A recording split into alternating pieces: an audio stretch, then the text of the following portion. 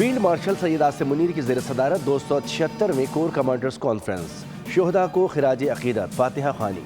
افغان سرزمین سے بھارتی پشت پناہی میں ہونے والی دہشت گردی پر شدید تحفظات کا اظہار، انتشار پھیلانے والی ہر کوشش کو کچلنے کا فیصلہ۔ ISPR کے مطابق فورم نے واضح کیا کہ افغان طالبان رجیم اپنی زمین پاکستان کے خلاف استعمال ہونے سے روکے۔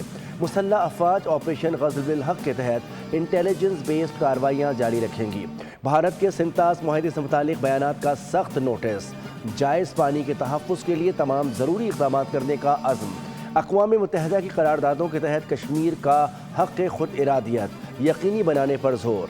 فیلڈ مارشل نے ملٹی ڈومین ٹرانسفارمیشن پلان پر تیزی سے عمل کرنے اور ہر قیمت پر ملکی خود مختاری کا تحفظ کرنے کی ہدایت کی۔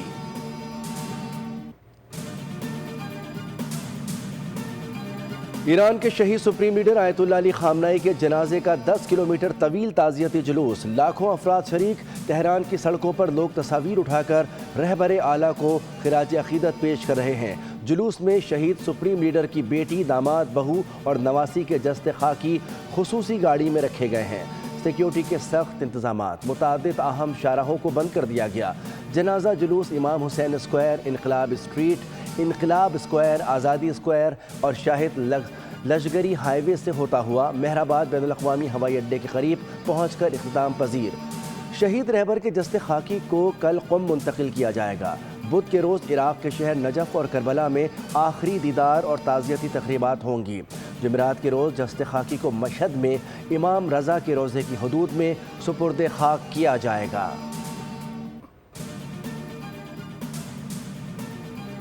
حماس نے غزہ میں اپنی حکومت ختم کر دی، 20 سال بعد غزہ حکومت سے دستبرداری کا اعلان۔ ترجمان کے مطابق اقدام سے فلسطین ٹیکنوکریٹک کمیٹی کے لیے سول انتظام سنبھالنے کی راہ ہموار ہوگی۔ حماس سنجیدگی کے ساتھ غزہ کا انتظامی کمیٹی کے سپرد کرنے کو تیار ہے۔ حماس جنگ بندی کے بعد غزہ کے انتظامی ڈھانچے کا حصہ بننے کی خواہش نہیں۔ حماس نے اپنا کام مکمل کر دیا، ثالث معاہدے پر عمل درآمد یقینی بنائے۔ تہران میں حماس کی لیڈرشپ کونسل کے سربراہ محمد درویش سے ملاقات میں باقر قالیباف نے واضح کیا کہ ایران کبھی اسرائیل کو تسلیم نہیں کرے گا۔ امریکہ سے معاہدہ مشکل ضرور ہے لیکن ناممکن نہیں۔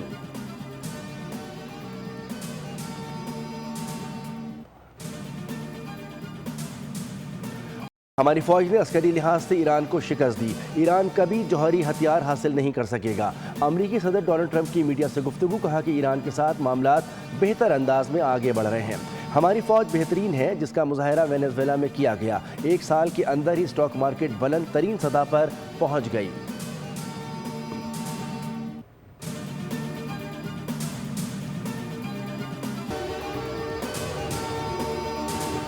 صدر مملکت آصف علی زرداری کرغزستان پہنچ گئے۔ کرغز صدر سادر زیدروف نے ہوائی اڈے پر صدر مملکت کا استقبال کیا۔ صدر زرداری کو گارڈ آف آنر پیش کیا گیا۔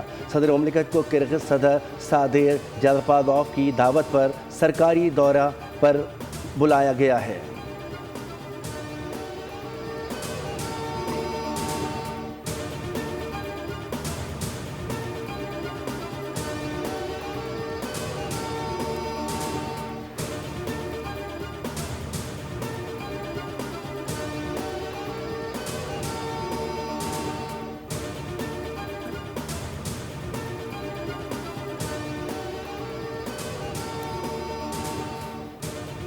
صاف مودی سرکار کو یہ پیغام پہنچانا چاہیں گے، جنگ میں ہمارا افواج نے، ہمارا ایئر فورس نے، اس ملک نے آپ کو تاریخی عبرتناک شکست دلوائی۔ یہ عبرتناک شکست آپ سے ہضم نہیں ہو رہا۔ مودی کو بتانا چاہ رہا ہوں، ہم جانتے ہیں آپ کا سازش کیا ہے، آپ کا سازش ناکام ہوگا۔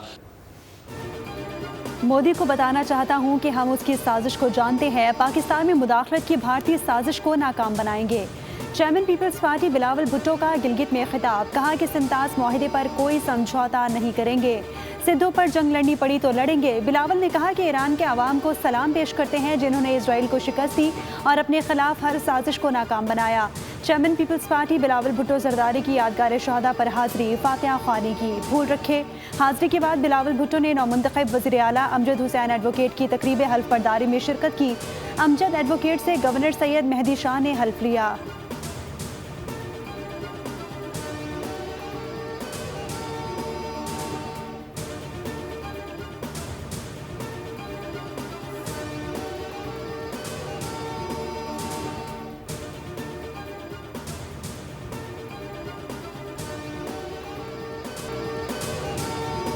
फॉरेंसिक शवाहिद से केमिकल के इस्तेमाल का दावा साबित न हो सका। बल्दिया फैक्ट्री सानह केस में सुप्रीम कोर्ट का तहरीरी फैसला जारी।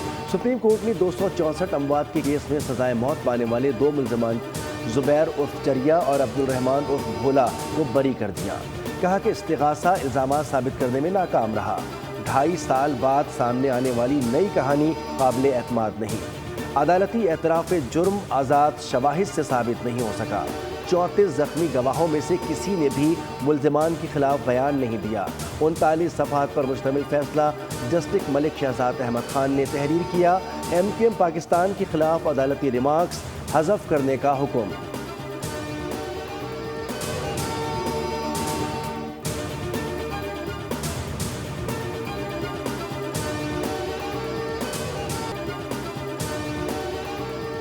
वज़ीर आज़म की ज़ेर सदारत नौजवानों को रोज़गार फराहम करने से मुताल्लिक़ इजलास। हिदायत दी कि बैरून मुल्क पाकिस्तानी सफारत खाने अफरादी क़ुव्वत के लिए रोज़गार के मौक़े तलाश करने में तेज़ी लाएँ और प्रोटेक्ट्रेट ऑफ इमिग्रेशन के निज़ाम को मुकम्मल तौर पर डिजिटाइज़ किया जाए।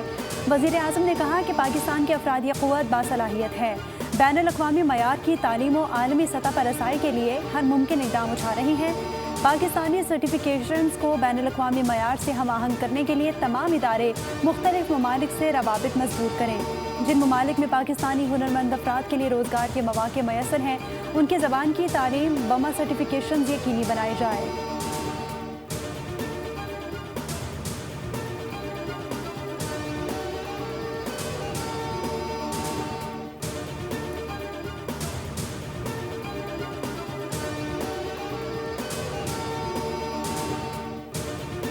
रुपीस PIA में एज ए कैपिटल डाला जा रहा है और उसमें जल्द अज जल्द जो है 10 से 15 जहाज जो है ऐड करने के प्लान्स हैं। आई थिंक प्रॉफिटेबल तो इंशाल्लाह पहले साल से होगा ही। हमारी हर वो अपॉर्चुनिटी कि जहां एयरलाइन जो है वो प्रॉफिटेबल हो सकती है, वो उसमें तमाम वो रूट्स को जो है वो सर्विस करने का प्लान है कि 1 साल का पीरियड है कि 66% जो है उसकी पेमेंट इमीडिएट है और फिर बाकी जो 33% है उसकी पेमेंट 1 साल के बाद है और उसमें हुकूमत को तो वो पेमेंट जो है जो उसका हिस्सा था वो हो गई है। PIA की बहाली का प्लान। आरिफ हबीब ग्रुप का 5 साल में बेड़े को 60 तैयारों तक ले जाने का अज़म। आरिफ हबीब ने कराची में गुफ्तगू करते हुए कहा कि निश्कारी के बाद PIA पहले ही साल मुनाफा बख्श इदारा बन जाएगा। परवाज़ें सिर्फ मुनाफा बख्श रूट्स पर ही चलाई जाएंगी। उनका कहना था कि मुआहदे के तहत 66% हैसेस की अदायगी हो चुकी, जबकि बकिया 34% हैसेस की अदायगी 1 साल में की जाएगी। 1 साल तक किसी भी मुलाजिम को नहीं निकाला जाएगा।